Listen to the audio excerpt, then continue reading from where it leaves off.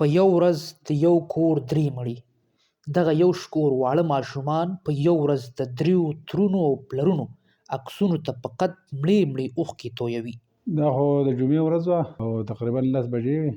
زما 3 وروڼه وو، یو زما نه مشر و او 2 مې کشران وو. یو له ټولو کشر و، یو په منځ کې بیا دی که نه. او بس خانان راغلي وو، مخکې داسې خبرې اترې موږ ته کړې وې او بس دا دوکان د دغه ځای نه لرې کوي که نه. دوکان د هغوی نه و، بل خان و او دا زما دی. او موږ ورته کاغذ ماغذ راوړه.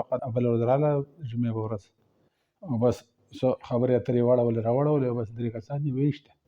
د دوی په خبرو لا تر دې دمه لوړ رتبه پولیسو، ځایي خبریالانو او نور ذمهور چارواکو کوم جدي ګام نه دی پورته کړی. غریبانان یو، بس هغوی مالدار یي، بس هغوی پیسې دي، بس زموږ سره څه نشته.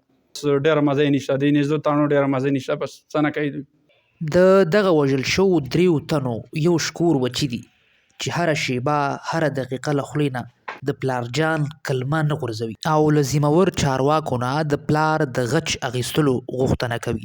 کسان دې ونیسي او جیل دې ولور کړي. نه 4 زامن دي او 3 لوڼه دي او بل زمانه چې کوم کشر ورور دی روزي خان نوم یې و، نو د هغه 2 واړه زامن دي او 2 لوڼه دي.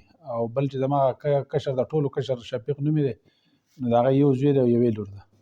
مونږ یوازینۍ غوښتنه له دولت او ذمهور غړو څخه کوو، باید مونږ ته خپل حق راکړل شي. د حکومت ته زموږ دغه درخواست ده چې موږ ته انصاف میلاو شي او بس د هغه کسانو خلاف د کاروایي وشي او چې څه قانون هغه دې ورسره وشي.